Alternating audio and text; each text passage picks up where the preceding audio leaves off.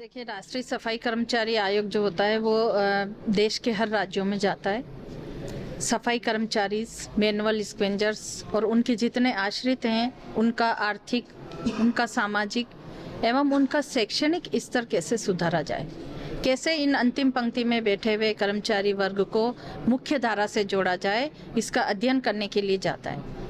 तो आज उसी संदर्भ में यहाँ पर रियासी डिस्ट्रिक्ट की मीटिंग थी और कर्मचारियों की देखिए कोई बड़ी बड़ी समस्याएं नहीं होती, बहुत ही छोटी छोटी मूलभूत समस्याएं हैं, उन्हीं से ये जूझते हैं। हमारे देश के प्रधानमंत्री जी ने तो बहुत इन लोगों के लिए सोचा है, इनका मान सम्मान बढ़ाने के लिए इनको सम्मानित किया है। प्रयागराज में इसका उदाहरण हमने देखा है। बनारस कॉरिडोर के उद्घाटन के अवसर पर उनको साथ में बिठाकर भोजन किया है। सर्वोच्च पद की जो उन्होंने अपने शुरुआत करी थी वो स्वच्छ भारत मिशन से करी, और स्वच्छ भारत मिशन सीधा सीधा सफाई कर्मचारियों से संबंधित होता है। बिना सफाई कर्मचारी के स्वच्छ भारत मिशन को हम कंप्लीट नहीं कर पाएंगे। मैम, आज जम्मू कश्मीर की बात करूं तो यूटी बन चुकी है। दिल्ली में मिनिमम वेजेस एक्ट को बिल्कुल लागू किया जा चुका है और वहाँ पे जो कैजुअल लेबर की तनख्वाह है वो 15 से 21 हज़ार रुपये है। लेकिन जम्मू कश्मीर की बात करूं तो सिर्फ आज भी जो कैजुअल लेबर है 9 हज़ार ही मात्र पा रहा है।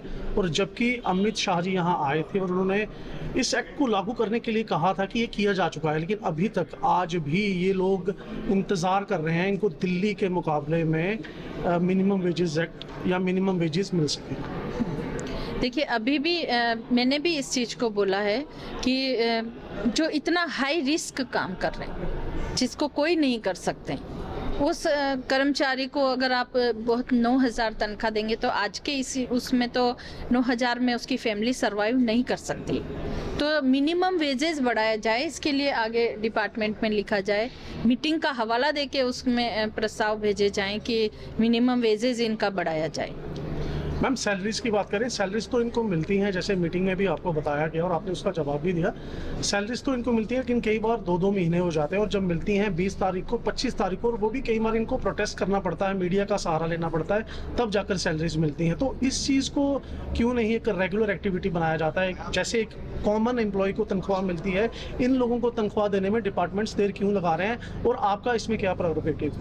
देखिए, अभी मीटिंग में सारा कुछ बोला गया है कि director local bodies all over पूरा यूटी में, जम्मू, श्रीनगर, जहाँ भी जितनी भी ये जहाँ पर सफाई कर्मचारी काम कर रहे हैं, उनमें सब में विद इन 1 वीक इनकी सैलरी इनके अकाउंट में आ जाए, ऐसा एक सर्कुलर पूरा सब जगह निकाल दें और इस पे कार्रवाई करी जाएगी। मैम, नेशनल कमीशन फॉर सफाई कर्मचारी का क्या एक एक्शन रहेगा जब आपके सामने एग्जाम्पल पेश की एक जवान लड़की, उसका पति मर जाता है लेकिन उसको अभी तक कोई भी हेल्प नहीं मिली है, आज वो भी यहाँ पर बैठी थी, और ऐसे कई लाखों केसेस हैं जम्मू कश्मीर में भी और करोड़ों केसेस भारत में हैं, क्या आपका एक्शन रहेगा इस पर? देखिए, इसके लिए तो जहाँ हम जाते हैं वहाँ ये सब चीज़ें सामने आती है और उस पर तुरंत एक्शन के लिए बोला जाता है और उसका एक्शन टेकन मैं लेती हूँ। देखिए, ऐसा नहीं है कि मैं यहाँ बोल के चली गई और अभी फिर पीछे से कुछ नहीं, मेरा वापस यहाँ पर रहता है। फॉलोअप मैं ज़रूर करती हूँ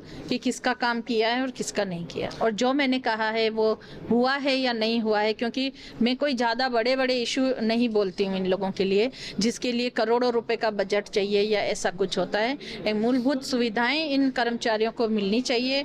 कोविड जैसी महामारी में इन्होंने अपनी जान की परवाह नहीं करी, ऐसे लोगों के लिए अगर हम लोग ध्यान नहीं रखेंगे तो कौन रखेगा उसको? मैम, क्या कहेंगे आप जब आपको पता चला कि रियासी डिस्ट्रिक्ट में 1068 स्कूल्स हैं और उसके मुकाबले में सिर्फ 7 सफाई कर्मचारियों की पोस्ट है? देखिए, ये पॉलिसी मैटर है और इसमें मैंने तो अपनी तरफ से यही कहा है कि देखिए, सेफ्टी और सिक्योरिटी, देखिए महिला टीचर्स होती है, महिलाएं बालिकाएं होती हैं, कई जगह अगर आउटसोर्स से आप लोग अगर किसी को बुलाएंगे तो ये मतलब ठीक नहीं होता है, सेफ्टी नहीं है बच्चों की, और उसमें इसलिए यहाँ पर भी रेगुलर भर्ती होनी चाहिए सफाई कर्मचारी।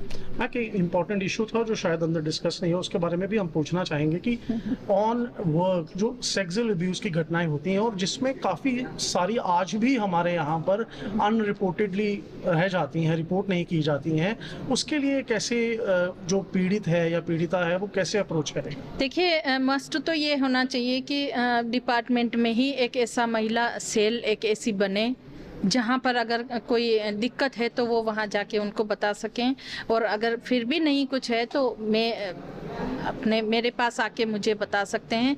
जितनी हो सकेगी मैं उनकी मदद करने के लिए।